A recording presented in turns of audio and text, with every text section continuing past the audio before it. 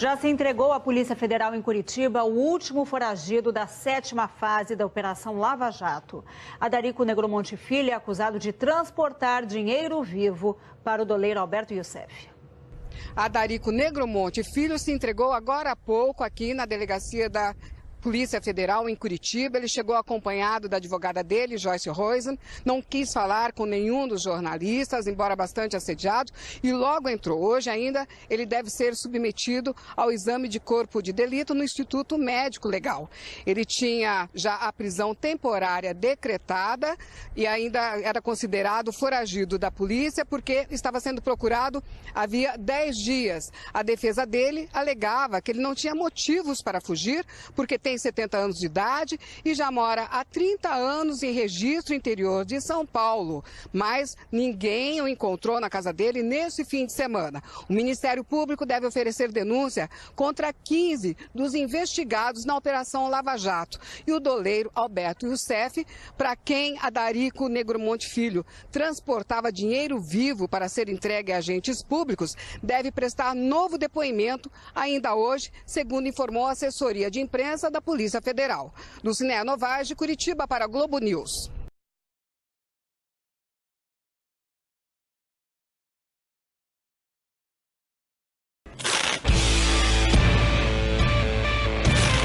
$1,5 milhão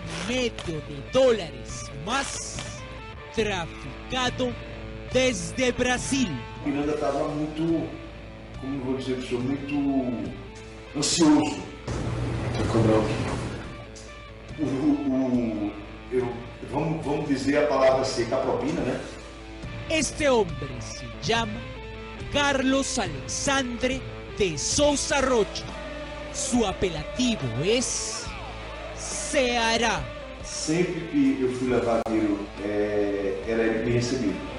Ceará não é o primeiro, nem o segundo, nem o terceiro, sino el cuarto testigo. El cuarto testigo que asegura haber sido un burro que transportaba dinero. Uno de los famosos doleiros de Lava Jato. Es decir, un traficante de dinero desde el Brasil hacia el Perú por encargo de una empresa constructora brasilera del caso Lava Jato, la constructora OAS.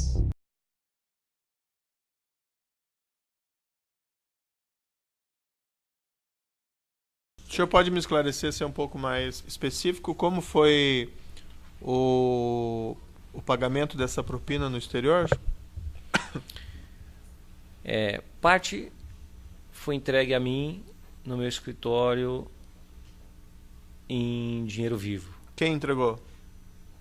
Emissários da empresa Odebrecht, que eu não sei quem são. Parte eu entreguei contas ao seu César Rocha para que ele pudesse fazer a remessa, e essas contas que eu indiquei eram contas do Leonardo Meirelles, controladas por ele. E o senhor tem conhecimento se essas contas receberam os depósitos lá fora? Sim, receberam. E esse dinheiro lá fora, o que foi feito com ele daí? Na verdade, eu transformei isso em reais. O Leonardo Meirelles comprou esses dólares de mim, eu peguei os reais e mandei a parte do Dr. Paulo Roberto, e o restante foi para o partido. Como é que o senhor recebeu os reais aqui no Brasil? Dinheiro vivo no meu escritório. E quem que providenciava a entrega daí nesse caso? O que foi para o Leonardo Meirelles na conta dele do exterior, ele é que me entregou. E o que a Odebrecht providenciou através dela, foi por emissários dela que eu recebi no meu escritório. O senhor fez uma compensação, então, com o senhor Leonardo Meirelles? Sim.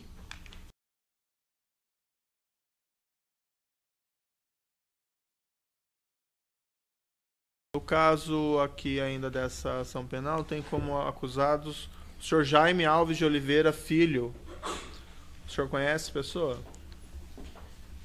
Jaime... Careca. Ah, sim. Ele fazia o transporte de reais para mim. Ele era policial federal? Sim. Por quanto tempo que ele trabalhou com o senhor, aproximadamente? Há um bom tempo. Foram vários anos. Sabe dizer desde quando que ele trabalhou com o senhor?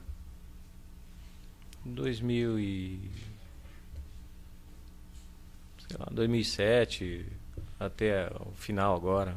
E o que ele fazia exatamente? Só o transporte. De dinheiro? Sim.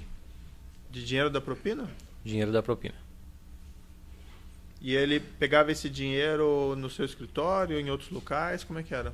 Retirava no meu escritório, ou às vezes retirava em alguma empresa que eu recebia o endereço e pedia que ele retirasse. E entregava esse dinheiro para quem? Para os beneficiários, para as empreiteiras? Como é que era? Bom, aí são duas situações, né? Porque na verdade eu cheguei a fazer caixa 2 para algumas dessas empreiteiras. E quando se referia a caixa 2, ele entregava para as empreiteiras ou no endereço que as empreiteiras mandavam. Quando se referia a propina, ele entregava a Paulo Roberto Costa ou a pessoas interpostas que o Dr. Paulo Roberto Costa pedia que entregasse. Ele tinha uma remuneração fixa? Era paga despesa e coisa de 1.500, 2.000 por viagem. O senhor Adarico Negromonte Filho? Também fazia transporte de dinheiro para mim. Qual que era a diferença entre o serviço de um e outro? Por que o senhor usava o senhor Jaime ou por que usava o Adarico, ou não tinha nenhuma diferença? Na verdade, como eu só tinha o Adarico e o Rafael para que pudesse fazer esse tipo de pagamento, esse tipo de transporte, então eu necessitava de mais pessoas, e quando era um volume maior eu utilizava o Careca, no caso o seu Jaime. Para Camargo o senhor fez caixa 2 também? Não.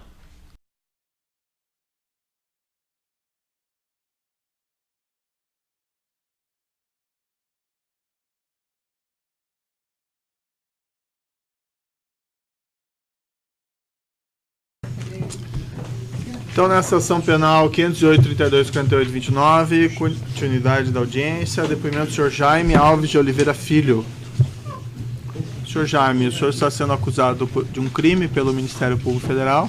Nessa condição, o senhor tem o direito de permanecer em silêncio pela nossa lei.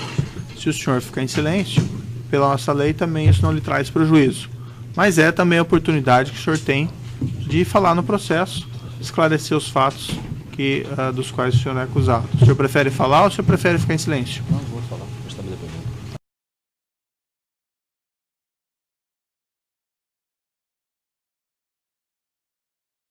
Como essa audiência é gravada, eu vou pedir para o senhor puxar o microfone mais próximo, falar ao microfone, tá? Senhor Jaime, o senhor é policial federal? Perfeito, policial federal. Desde quando que o senhor agenda a Polícia Federal? 97. O senhor trabalhou para o senhor Roberto Cef? Sim, eventualmente eu prestei serviço para ele. A partir de quando que o senhor começou a prestar serviço para ele? Excelência, a data certa eu não lembro, mas por volta de 2010 mais ou menos. Até a época que ele teve infarto ali em 2013.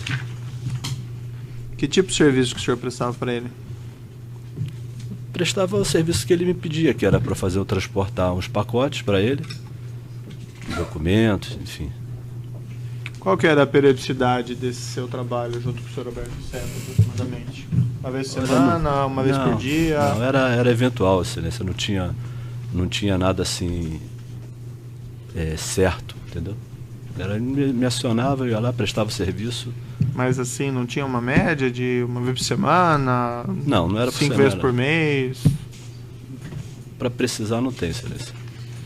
E o senhor entregava dinheiro também? Eu entregava o que ele me dava, era um pacote. Se era dinheiro, estava dentro do pacote, não sei informar o senhor.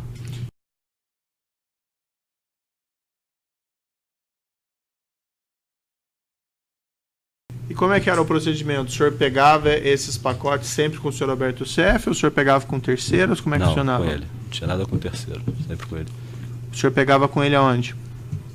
No escritório, Ou ele me entregava, marcava um lugar, me entregava.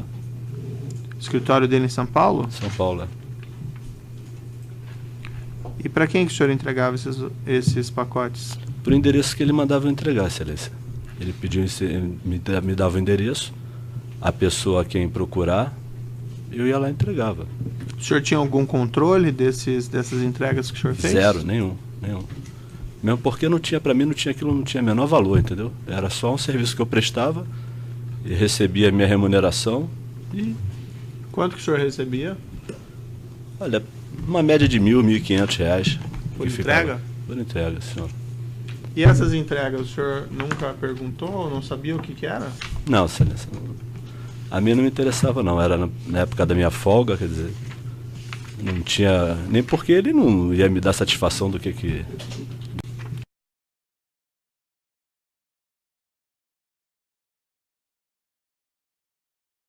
Empresas que o senhor fez entregas para o senhor Alberto Chefe? Aqueles me relataram, acho que ele me relatou.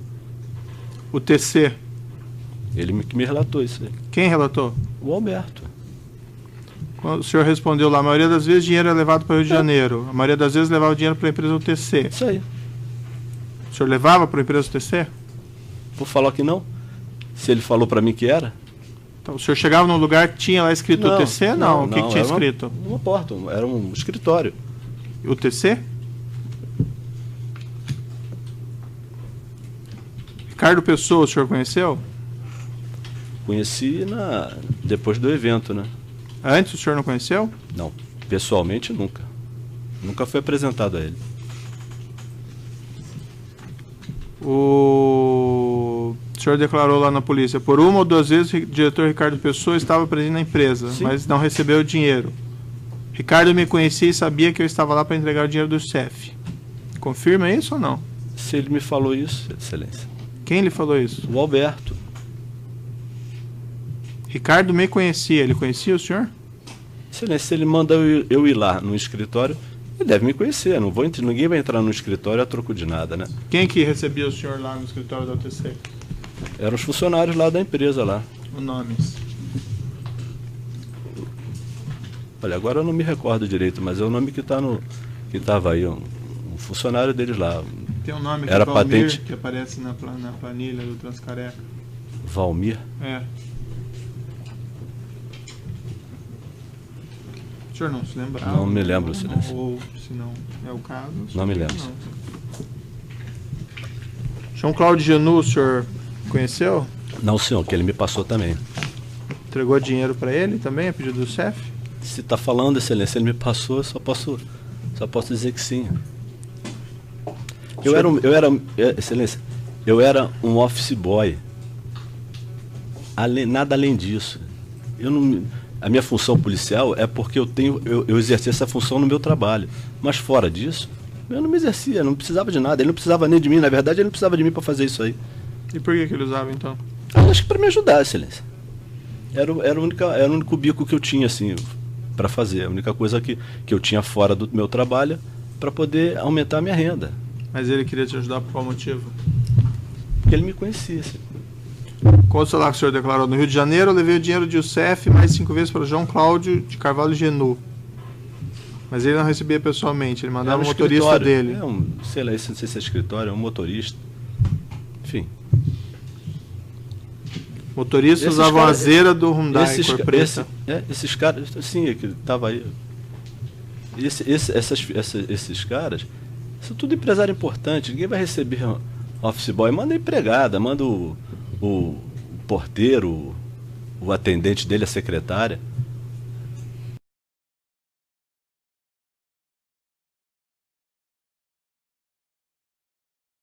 Eu pegava, fazia aquele serviço e tchau, acabou.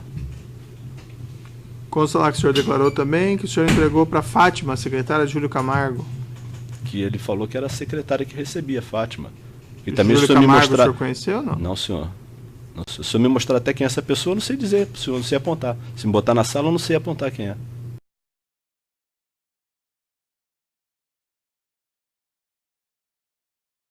Levei o dinheiro de Youssef uma vez no escritório da OAS, na praia de Botafogo. Para a OS, a maioria das vezes eles pediam para receber o dinheiro no hotel Ibis, da Praça Tiradentes. Oi? Tá escrito aí, Excelência. Então, foi o que o senhor declarou. Não, eu declarei, Excelência. Não fui eu que declarei. Pois é, eu declarei, Excelência, porque eu ia declarar qualquer coisa que ele me falasse. Qualquer coisa que me falasse, eu ia declarar. Minha finalidade única era sair de lá. Eu não estava aguentando aquilo. Na minha concepção, não tinha por que estar ali. Eu nunca participei, eu não sabia da ilicitude das coisas. Não foi sabia o senhor estava. E o CEF que falou, ditou isso aqui para o senhor declarar para a polícia? Eu estava com ele me desceu para lá, eu desci na cela com ele. Falei para o senhor aqui ainda agora. Eu desci com ele lá e ele me passou. Tal lugar foi isso, então aquele hotel era de fulano. No escritório da OS, o senhor não lembra nunca de ter ido? Uma placa lá, OS ou coisa assim? Foi que ele falou que ele só olhou para mim que era na praia de Botafogo. Sim. Foi ou não foi no escritório da OS? Não sei. Eu fui, ele está falando aí, Excelência, eu fui. Não. Eu fui. O que ele falou para o senhor? Se ele falou que o senhor se recorda de ter ido no escritório da OS lá e ter uma placa lá, OS? Não, se era da OS, eu não sei precisar, Excelência. Eu sei falar o seguinte, que eu fui nesse endereço. E a OS é a OS.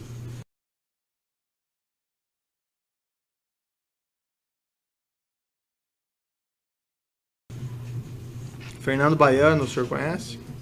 Conheço o senhor, também era amigo dele também. Por Fernando Baiano, o senhor entregou dinheiro? Excelência, falar que eu entreguei dinheiro. Eles eram dois empresários, todos dois. Então o senhor entregou os pacotes para o senhor Fernando Baiano? Entreguei. Quantas vezes o senhor se recorda? Frequentemente? Não. Fernando Baiano eu conheci acho que já no final, já isso aí. Pouco tive intimidade assim com ele. O senhor declarou lá na polícia: o Fernando Baiano me pediu para pegar um dinheiro na empresa Tomé Guindaste, que fica em São Bernardo do Campo. Acho que foi umas 2 vezes lá. Peguei o dinheiro com o Laércio Tomé e entreguei para Fernando Baiano. Eu não me recordo, mas se eu coloquei aí, eu não me recordo, sinceramente eu não me recordo. Foi o Fernando Baiano que ditou para o senhor falar isso também na polícia? Não, senhor.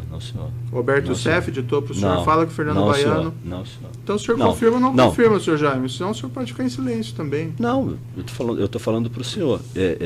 Do Fernando Baiano, eu não lembro direito, mas se eu coloquei aí, essa do Tomé, eu lembro da empresa, até coloquei no dia lá. Uhum. Agora a quantidade de vezes, o que foi, e é um negócio que, foi, sei lá, foi uma vez que eu fui lá. Mas o senhor lembrou quando do seu depoimento? Do meu depoimento. E agora o senhor não lembra? Não. Ou lembra? Excelência, isso aí foi dito por mim. Alguma coisa foi pelo Alberto, mas o senhor está perguntando para mim, isso aí foi dito por mim. Mas eu não lembro. Só questão de eu não lembrar.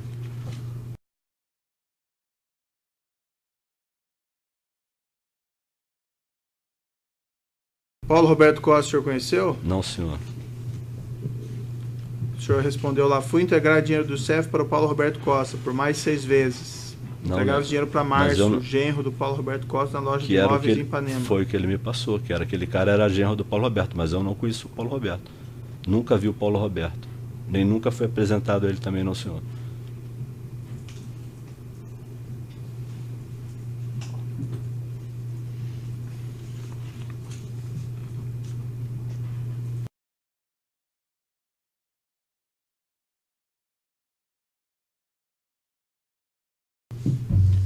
O senhor conhecia outras pessoas do escritório do senhor Alberto Cef? Se eu conhecia?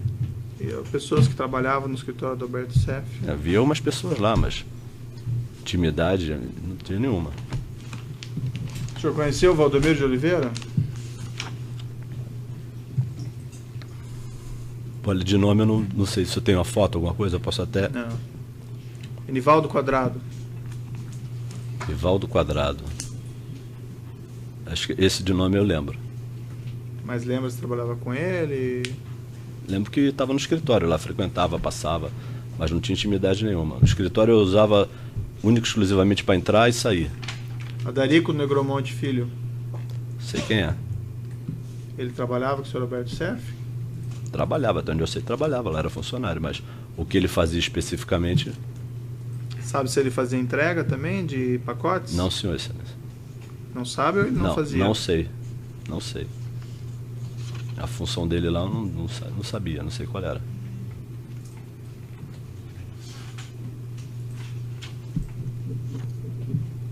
Por hora são essas perguntas, eu passo ao Ministério Público. Boa tarde, senhor. Boa tarde. Já complementando, o senhor Darico era motorista lá? Eu não sei a função dele, excelência. Eu sei que ele vivia no escritório lá, mas eu não sei qual era a função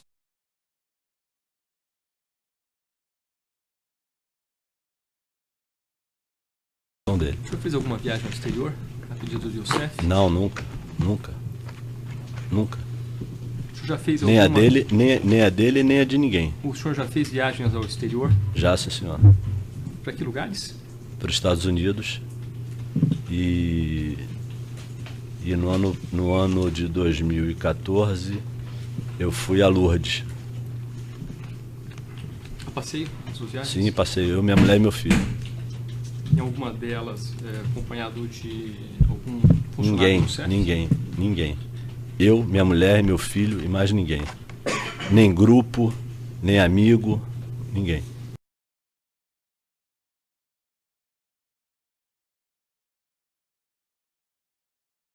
Nessas entregas, era pedido que o senhor entregasse pessoalmente a pessoa ou podia ser uma Qualquer pessoa que ele me indicasse, excelência.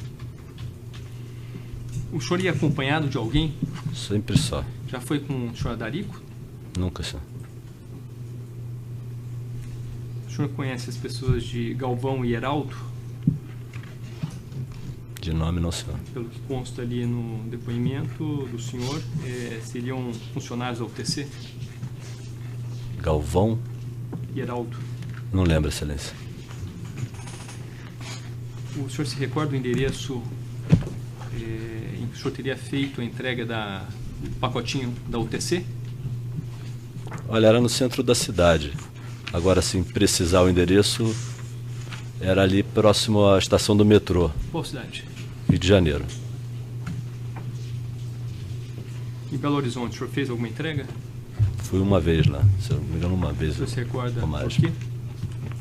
Mesma coisa, excelência. Entregar a quem? Acho que era essa pessoa que o senhor falou, Galvão. Isso, né? Galvão? É, pode ser. Eu não me recordo certo não, mas pode ser isso aí.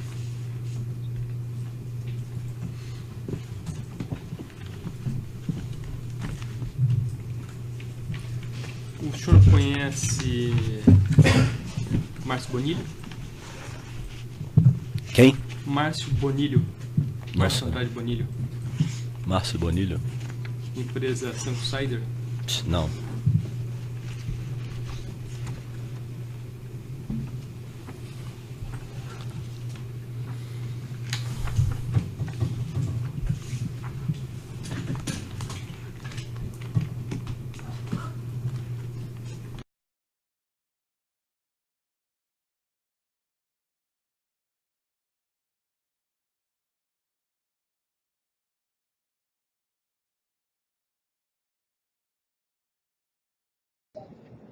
Então, nessa ação penal 503652823, depoimento de Carlos Alexandre Souza Rocha. Senhor Carlos, sou juiz desse processo, o senhor foi rolado como testemunha. Na condição de testemunha, o senhor tem um compromisso com a justiça em dizer a verdade e responder as perguntas que lhe forem feitas, certo? Excelência. E senhores? Perfeito. Qualquer outro processo. Nessa ação penal não, mas ele foi denunciado em uma outra ação penal no âmbito da Lava Jato. A defesa entende que é o caso de óbice absoluto da deposição. Sequer poderia depor como informante. A teor daquele procedimento do Supremo. Essa é a posição do juízo do termo de ontem e eu me reporto a isso, tá? Muito obrigado. Senhor Carlos, na condição de testemunha, o senhor tem um compromisso com a justiça em dizer a verdade e responder as perguntas que lhe forem feitas, certo? Sim, senhor excelência. Eu vou advertir o senhor, por força de lei, que se o senhor mentir, se o senhor faltar com a verdade, o senhor fica sujeito a um processo criminal, certo? Sim, senhor excelência. Então eu passo a palavra ao Ministério Público.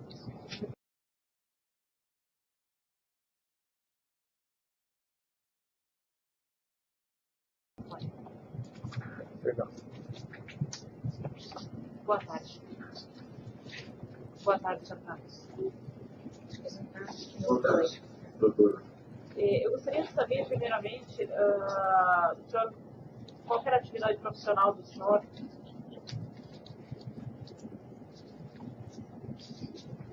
Eu sou comerciante, doutora.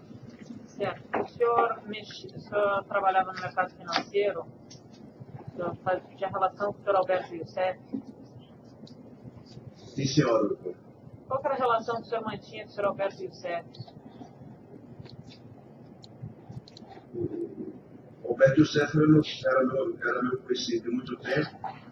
E depois que ele teve aquele problema em 2004, ele ficou me devendo um carro e me ligou para me pagar esse carro. E daí que começamos a ter um relacionamento normal. Eu ia para São Paulo, ficava às vezes no escritório dele para comercializar uma joia. E daí fui crescendo, e amigo dele. Certo.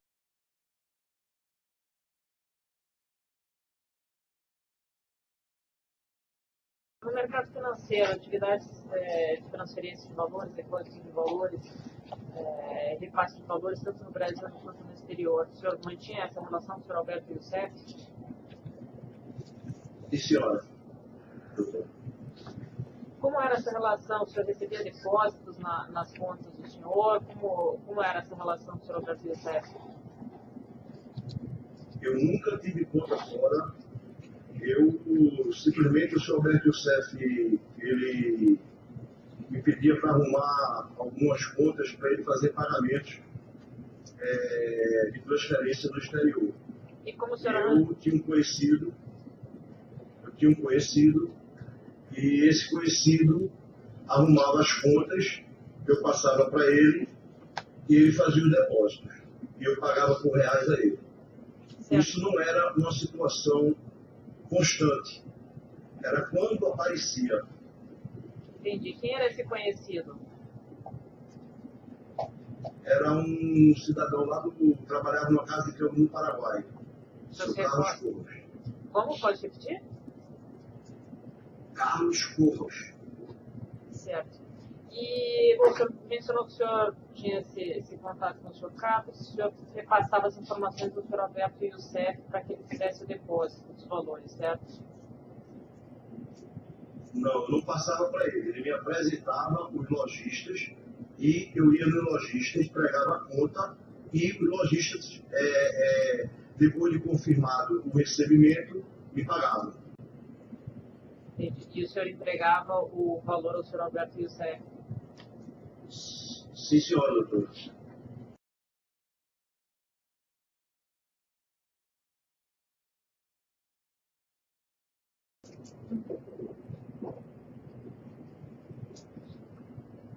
O senhor conhece o senhor Leonardo Meirelles, Nelma Kodama? Sim, senhora. O senhor trabalhava... Leonardo Meirelles? Não, nunca... O Leonardo Meirelles eu via muito no escritório do senhor Alberto Youssef, vendi 2 ou 3 automóveis para ele, e a senhora Nelma Kodama tem uns 7 anos que eu nem falo com ela, não falo com ela nada.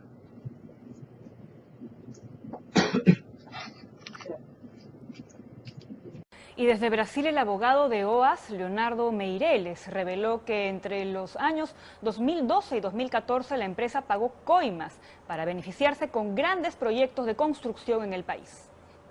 La corrupción en Brasil parece también haber afectado al Perú. IDL Reporteros conversó con Leonardo Meirelles, uno de los principales colaboradores eficaces del caso denominado Lava Jato. En parte de su declaración, Meirelles señala lo siguiente: yo personalmente llevé dinero a Lima en una oportunidad. Los de OAS requerían que se hagan pagos en el Perú y se llevó el dinero en cash. Llevaban el dinero en el cuerpo, colocaban el dinero en un papel film plástico, lo embalaban bien comprimido, bien pequeño, y se lo colocaban alrededor de las piernas, con medias de compresión. Llevaban entre 200 y 400 mil dólares en cada viaje. Yo vi unos 4 o 5 viajes de ellos. La filial de OAS en el Perú ganó contratos por más de 500 millones de soles, siendo sus principales vínculos contractuales los que firmó con el Ministerio de Transportes y Comunicaciones y el Gobierno Regional de Cusco. Mauricio Mulder solicitó que no solo se realicen indagaciones sobre los contratos del Ejecutivo con OAS, sino también con la empresa brasileña Odebrecht. No olvide usted que la obra más grande de la historia del Perú, la más costosa de la historia del Perú, aquella que ha hecho el actual gobierno del señor Yuntumala, que es el gasoducto del sur, que vale 7.200 millones de dólares, sin concurso, a dedo, con un solo postor. ¿Cuál es? Odebrecht, empresa acusada de hacer este tipo de manejos. Eso tarde o temprano va a reventar. Tanta plata, yo no creo que con esa modalidad anterior que han tenido estas empresas brasileñas no se les haya quedado un maletín en el actual gobierno para alguien.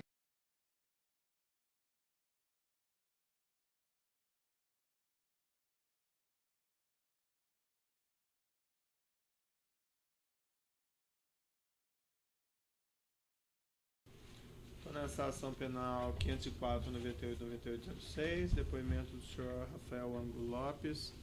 Senhor Rafael, o senhor está sendo acusado de um crime aqui pelo Ministério Público. Nessa condição, pela nossa lei, o senhor tem direito de permanecer em silêncio. No entanto, é sabido que o senhor fez um acordo com o Ministério Público, através do qual o senhor se comprometeu a dizer apenas a verdade perante a Justiça. É isso mesmo, senhor Rafael? É correto. Então o senhor não tem o direito ao silêncio, o senhor Rafael, e também vale advertir que se o senhor faltar com a verdade, o senhor fica sujeito a um processo criminal, certo? Sim, meritíssimo. Senhor Rafael, o senhor trabalhou com o senhor Alberto Youssef? Sim. A partir de quando, aproximadamente? De 2005, acho que abril ou maio, um desses 2 meses. E o senhor trabalhou até a prisão dele? Eu trabalhei até o dia da operação da Lava Jato. O senhor prestava os seus serviços aonde para ele? Tinha um escritório? Quando eu comecei, nós ficamos num escritório que ele tinha alugado, era só eu e ele, na Pedroso Alvarenga, no Itaim, em São Paulo. Depois nós fomos para a Rua Tabapuã, posteriormente para a Avenida São Gabriel, também no Itaim, todos esses endereços, e por último na Renato Paes de Barros. Quando que o senhor foi para Renato Paes de Barros, aproximadamente? Eu fui, eu acho que no final de 2012, por aí. Novembro ou dezembro, não me recordo bem. Mas foi praticamente no final. O senhor já prestou alguns depoimentos aqui? O senhor mencionou em alguns depoimentos que o senhor levava valores em espécies a pedido do senhor Alberto Youssef para agentes públicos, é isso? Sim. O senhor também afirmou que o senhor apanhava dinheiro junto a empreiteiras, também é isso? Eu retirava na OAS alguns valores e também levava para eles, para a OAS também, quando o senhor Alberto pedia. Esses valores normalmente que o senhor portava, carregava, eram valores expressivos? Variava entre 100 mil, 200 mil, 300 mil, não tinha um valor exato. 50 mil.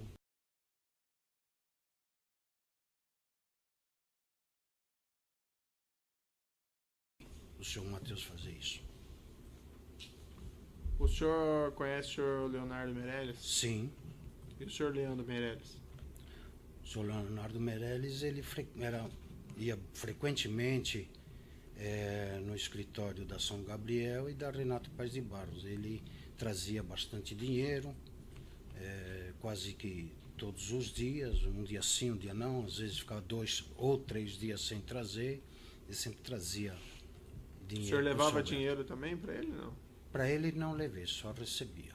Às vezes eu ia retirar num escritório que ele tinha ali próximo, à travessa da Avenida Santo Amaro, mas parece que ficou pouco tempo lá. Eu fui umas 2 vezes lá retirar algum valor. E o senhor sabia na época, vamos dizer, o que o senhor Leonardo fazia para o senhor Alberto?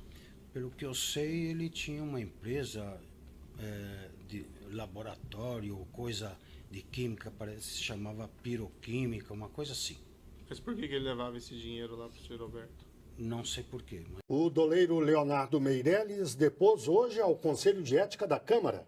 Segundo Meirelles, o ex-sócio dele, Alberto Youssef, disse que o presidente da Câmara, Eduardo Cunha, recebeu 5 milhões de dólares em propina para facilitar negócios de empresas com a Petrobras. Leonardo foi condenado por lavagem de dinheiro na Operação Lava Jato e é a primeira testemunha ouvida pelos deputados no processo que pede a cassação de Cunha. Eduardo Cunha recorreu ao Supremo para evitar o depoimento, mas a ministra Carmen Lúcia negou o pedido. Além disso, Leonardo Meirelles teve que pagar do próprio bolso a passagem para Brasília e vai pedir ressarcimento à Câmara. Além de não querer que as testemunhas venham aqui dar o seu testemunho, ele não dá a logística, prejudicando a vinda das pessoas aqui. Leonardo Meirelles afirmou mais de uma vez que o destinatário final dos 5 milhões de dólares que passaram por contas e empresas dele no exterior foi mesmo o presidente da Câmara. Saindo do escritório do Alberto, fomos almoçar e ele comentou informalmente: você nem imagina a pressão que eu estava sofrendo, graças a Deus eu consegui liquidar aquele assunto daquela transferência grande, né, que foi lá para o Rio, que era de Eduardo Cunha, os valores dessas transferências falado por Alberto Youssef. Segundo a Procuradoria-Geral da República, o dinheiro viria da propina que Cunha teria recebido para ajudar duas empresas a fecharem contratos com a Petrobras.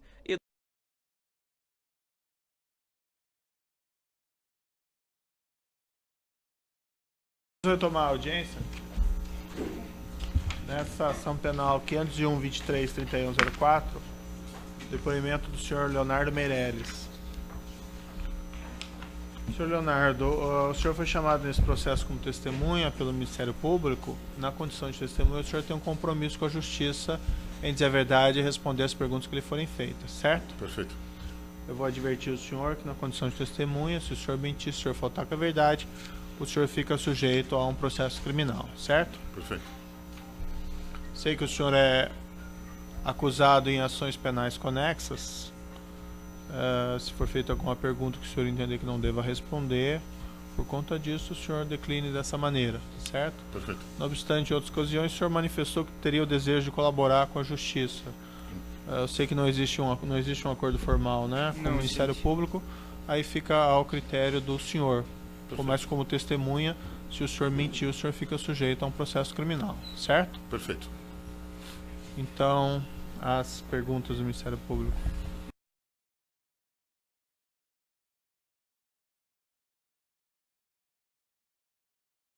Com a GFD, o senhor também operou, assim, teve relacionamento comercial? Não. Só sabia que o Alberto Youssef era um dos sócios, né? É uma operação de turismo, mas eu não tinha conhecimento, eu nunca fiz nenhuma transação. Uhum.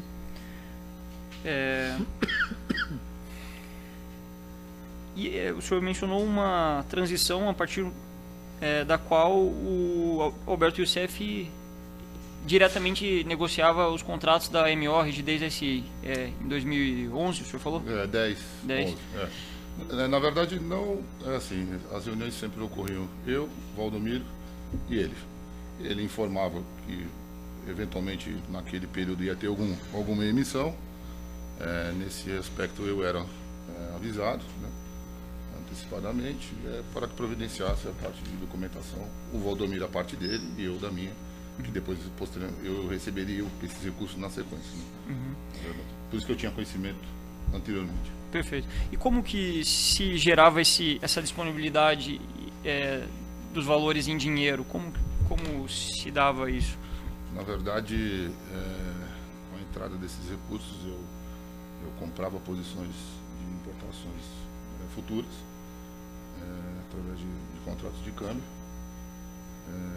onde eu teria que trazer tais produtos e tais mercadorias num período até de 180 dias. Aí eu pagava os fornecedores no exterior. Então, a minha parte era esse recebimento e o fechamento do câmbio para poder sair o recurso do país. Uhum. E o senhor utilizava-se de quais empresas para receber? Okay. Da Lamborghini SA, Química Fina e Biotecnologia, Indústria e Comércio de Medicamentos Lamborghini SA e Petroquímica Comercial Limitada. Isso indistintamente com relação às três citadas, a MO, Rigidez ou a RCI. Não havia uma determinação assim de qual empresa se utilizaria para contratar cada uma delas? Não, na verdade eu recebi a informação de valores. Né?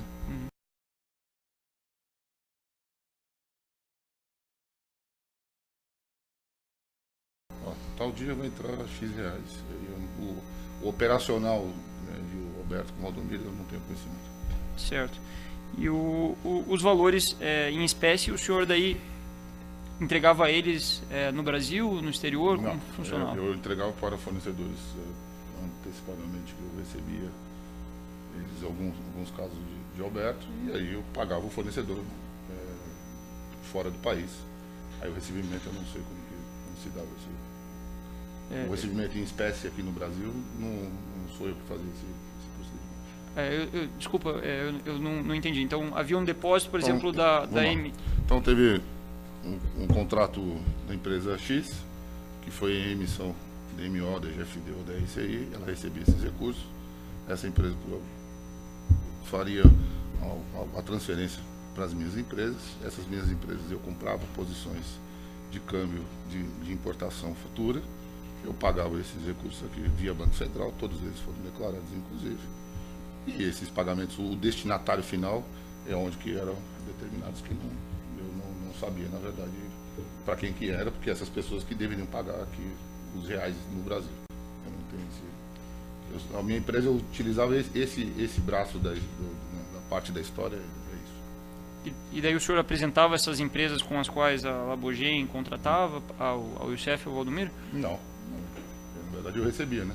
Essas informações para quem eu deveria pagar. É isso. Recebia de quem? Do Alberto. Pagamentos esses eram no estrangeiro. No estrangeiro. Fora, né? Não aqui no Brasil.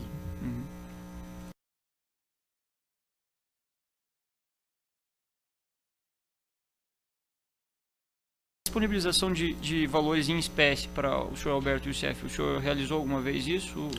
Provavelmente sim, alguma oportunidade sim. Não era a regra era a disponibilização no exterior. Sim.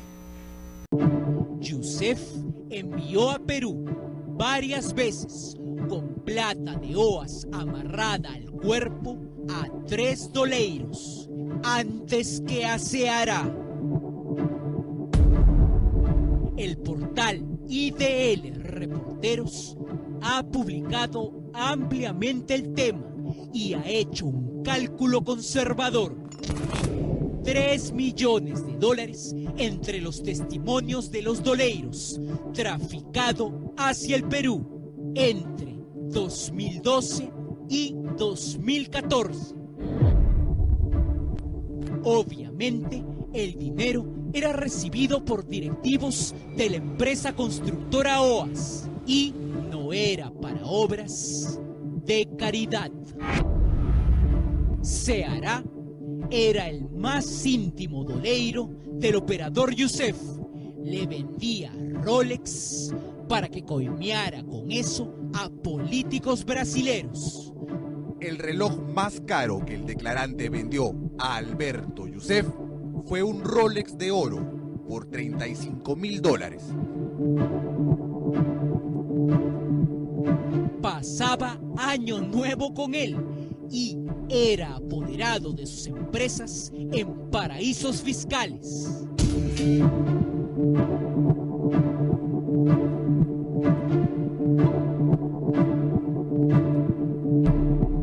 Es así que el 6 de febrero del 2013, en este gobierno, se hará recibiendo el dinero y haciendo el trabajo para Youssef, literalmente se forró con $300.000 el cuerpo.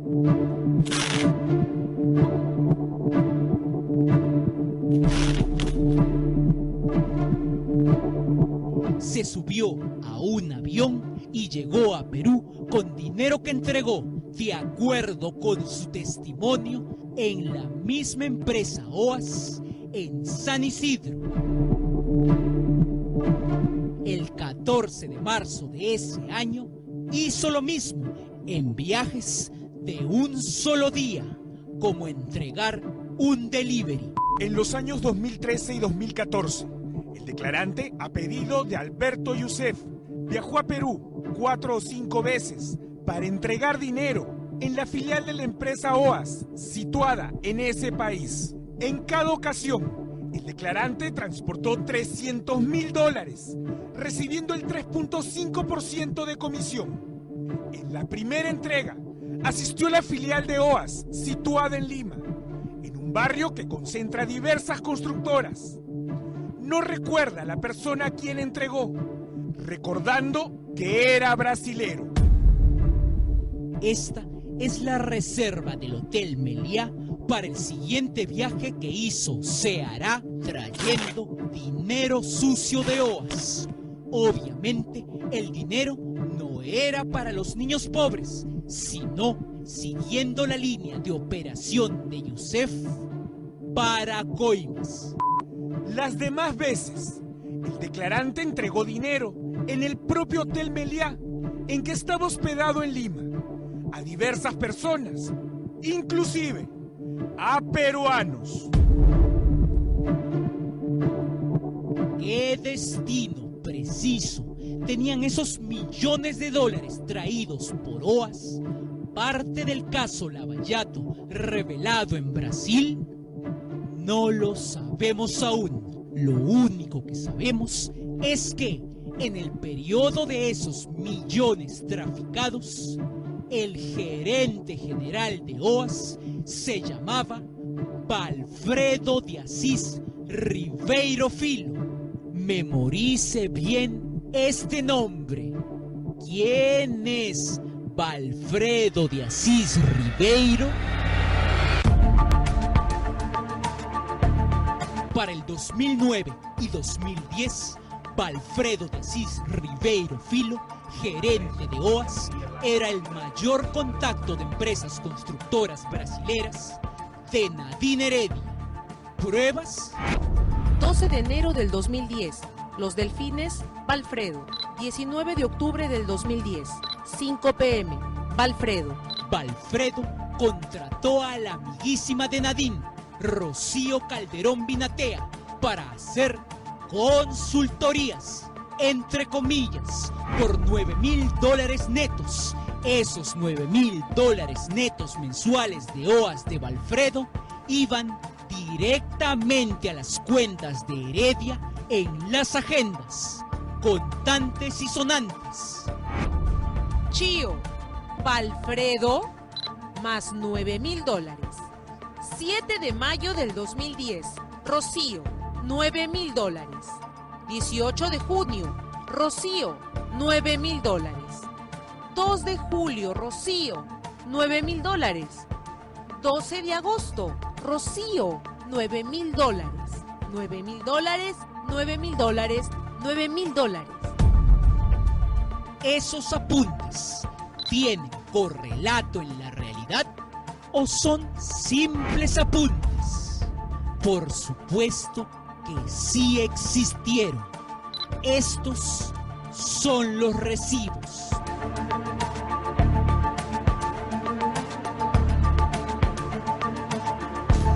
Valfredo de Assis hizo que Heredia se reuniera con el presidente del mismo OAS Brasil, José Aldemairo Pinheiro, el 3 de septiembre del 2010. Joao Pinheiro, presidente OAS, 1 p.m. almuerzo, en casa de Valfredo.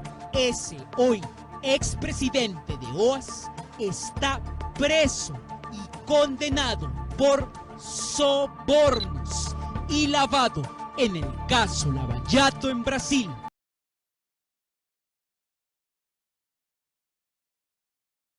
¿Cuántos viajes hiciste? Eu vi deles umas 4 ou 5. 4 o 5 veces. Duas o Rafael, umas 4 ou 5 vezes. Pulterico. Darico e Rafael. 5 entre los dos. Todo, sim. ¿Y solo tú? Uma de 200. 2 veces. Não, uma de 200 mil. Una de 200.000. A Perú. A Perú, sim. Solo una vez. Só uma vez. ¿Y recuerdas en qué año fue? Agora vou pensar. Assim, O meu, eu levei a moeda. Coloca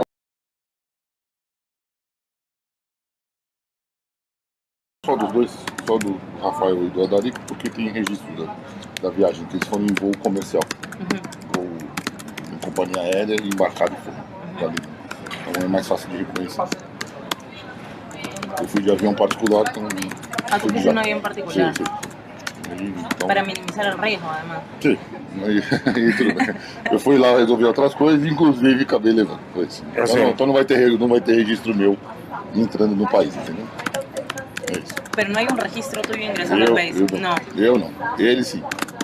Estou falando a verdade, é verdade. Para que si uno entra con un vuelo privado no figura en los registros. Todos os passageiros não é necessário. Assim?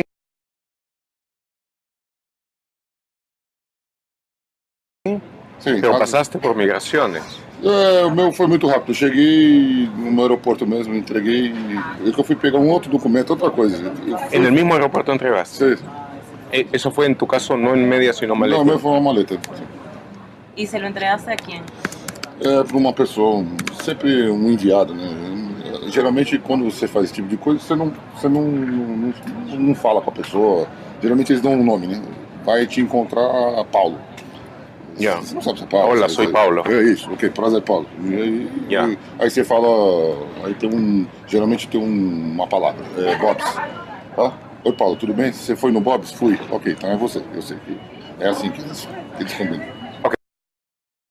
OAS no solo firmó contratos millonarios con el Ejecutivo y gobiernos regionales. La Municipalidad de Lima, durante la gestión de Susana Villarán, también haría lo mismo al entregarle a la empresa brasileña el megaproyecto Vía Parque Rímac. Las investigaciones en el caso Lavallato y sus vinculaciones con el Perú vienen tomando un nuevo rumbo en el Ministerio Público.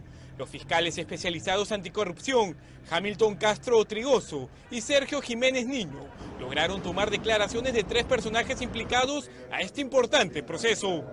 En las manifestaciones que recogieron los magistrados en Curitiba, Brasil, los denominados mulas del caso Lavallato, personas encargadas de transportar grandes cantidades de dinero para el pago de sobornos, aseguraron haber venido al Perú en más de una oportunidad entre los años 2011 y 2013, representando a la empresa OAS. Han sido 4 viajes y además han sido 3 personas, una de ellas ha hecho varios viajes y las otras 2 solamente uno. Y parece que todo alrededor ha estado del tema del gobierno municipal de Lima, con el tema de la obra que es la línea amarilla. Para Julio Gagó, estas declaraciones recogidas por el Ministerio Público vincularían al gobierno de Ollanta con el caso Lavallato. Es cierto, inclusive la internacional OAS, hay que tener en cuenta que también aparece justamente en las agendas. Hay un pago supuestamente por servicios de honorarios profesionales a la famosa amiga de la señora Nadine Heredia, que es Rocío Calderón. Ya nos vamos dando cuenta que sí, efectivamente, este gobierno también ha estado inmerso posiblemente en actos de corrupción como el gobierno anterior.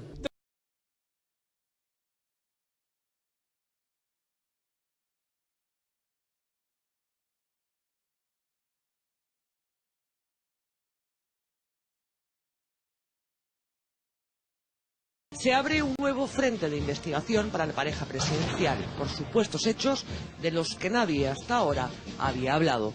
Miles de dólares donados por la empresa brasileña Odebrecht, dinero venezolano llegado vía valija diplomática para la campaña del 2006, contratos ficticios para justificar los ingresos de Nadine Heredia, ruleteo de dinero, compra de equipos de televisión pagados al contado, favores pedidos a empresarios para blanquear grandes sumas de dinero.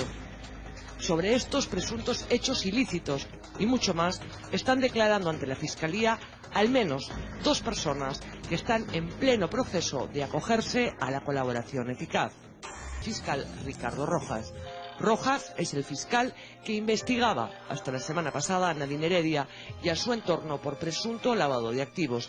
Decimos hasta la semana pasada porque la Sexta Sala Penal hizo extensivo el habeas corpus que blindaba a Nadine Heredia al resto de sus 13 investigados, entre los que se encontraban su madre, su hermano, su amiga Rocío Calderón Vinatea, Martín Belaúnde Elosio, Todo Graf, Es decir, el dinero enviado de la empresa venezolana CaixaMac, la adicional de la tarjeta Platinum con la que Nadine Heredia hizo compras a diestra y siniestra en medio mundo, los manejos del dinero de la campaña, en fin.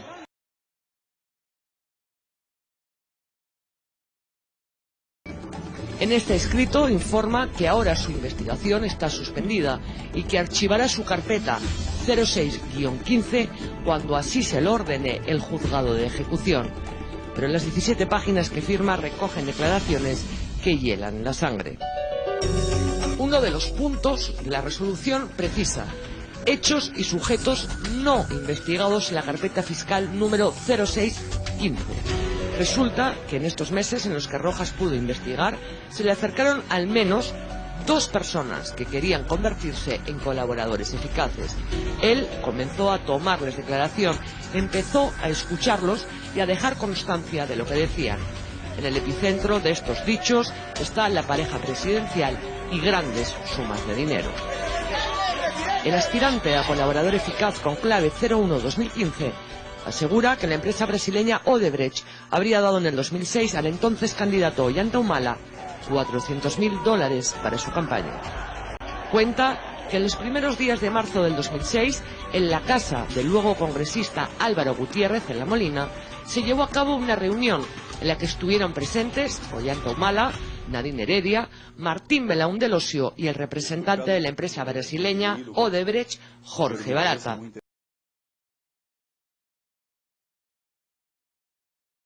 Todas las empresas que prevén hacer inversiones importantes en el país necesitan tener idea de para qué lado van a ser conducidos los procesos. O sea, si los presidentes van a respetar las reglas económicas, las reglas legales, los contratos firmados, porque como puedes ver, nuestros contratos son de 25 años, 34 años. O sea, vamos a tener 4 o 5 gobiernos por adelante. Y es importante saber si va a haber respecto a estas reglas y a estos procesos. Porque cuando usted hace una inversión de esta, usted prevé recuperarla en el plazo del contrato. Si viene un gobierno, ¿no?, y resuelve que no va a respetar este contrato, que va a mudar las reglas del contrato, simplemente usted pierde toda la inversión o todo lo que falta para recuperar de esta inversión. El colaborador dice a la letra: el señor Ollanta propuso su plan de gobierno, indicándole al señor Jorge Barata que no tenía que temer a los rumores que se venían transmitiendo por la prensa de que iba a implementar un gobierno estatista, pidiéndole más bien apoyo económico para la campaña.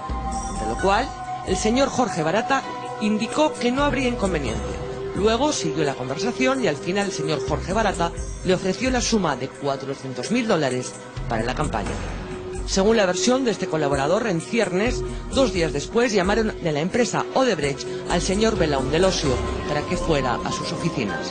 En dicho lugar, continúa la declaración del 01-2015, el señor Martín Belaúnde se encontró con el señor Jorge Barata, se saludaron y el señor Jorge Barata le entregó una bolsa.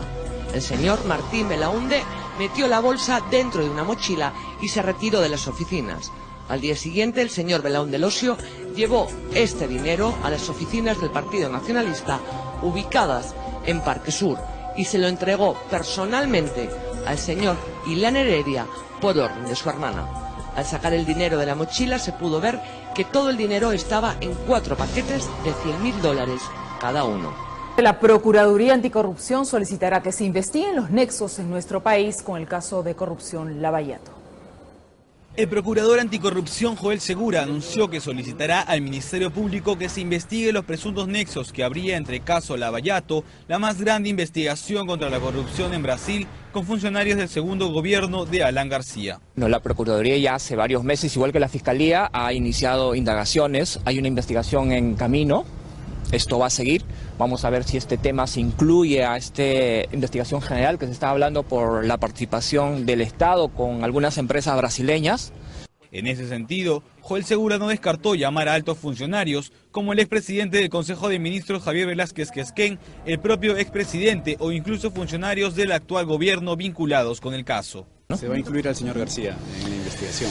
Vamos a ver, trabajemos prudencialmente y no se va a descartar nada. Por su parte, el Contralor General de la República, Fuad Curi, señaló que su institución ha hecho un seguimiento sostenido a las licitaciones del Estado con empresas brasileras, como es el caso de la construcción de las carreteras Interoceánica Sur e Interoceánica Norte. La Contraloría ya inició hace varios años una serie de investigaciones con respecto a los proyectos que se realizaron en las IRSAs Norte, Centro, Sur, y hemos realizado 21 informes que hemos puesto a disposición del Ministerio Público, como todos saben. Bueno, hemos encontrado irregularidades.